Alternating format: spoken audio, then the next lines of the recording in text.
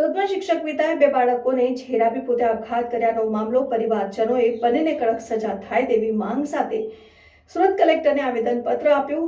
પોતાની પત્નીના અન્ય યુવક સાથેના અનૈતિક સંબંધોને લઈને પતિએ બાળકો સાથે આપઘાત કર્યો। પોતાની પત્નીના અન્ય યુવક સાથેના અનૈતિક સંબંધોને લઈ પતિએ બાળકો સાથે આપઘાત કર્યો।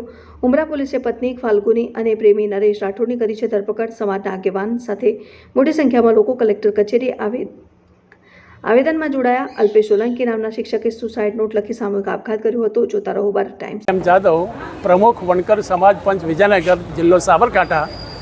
અમે આજ રોજ માન્ય કલેક્ટર સાહેબને મળવા માટે એટલા માટે આવેલા કે અહીંયા 31/7/2025ના રોજ ભાઈ અલ્પેશભાઈ નામના અહીંયા રહેતા વ્યક્તિ એ પોતાના બે બાળકો સાથે જે કામ કર્યું છે, પોતે સુસાઇડ કર્યો છે અને બે બાળકોને કેફી દ્રવ્ય પીવડાવીને એમનું જે મૃત્યુને ઘાટ ઉતાર્યા છે એ શેના માટે છે?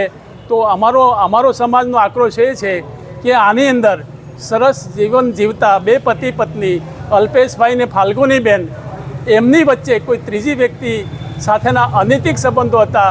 એ અનૈતિક સંબંધોમાં અલ્પેશભાઈએ બહુ સમજણ આપી, પણ એ વાતને કોઈ અલ્પેશભાઈ નરેશભાઈ અને ફાલ્ગુનીબેનને ધ્યાનમાં ન લીધું અને એને લાગી આવતા પોતાના બે બાળકો સાથે મૃત્યુને ઘાટ ઉતારે છે બાળકોને અને પોતે સુસાઇડ કરે છે।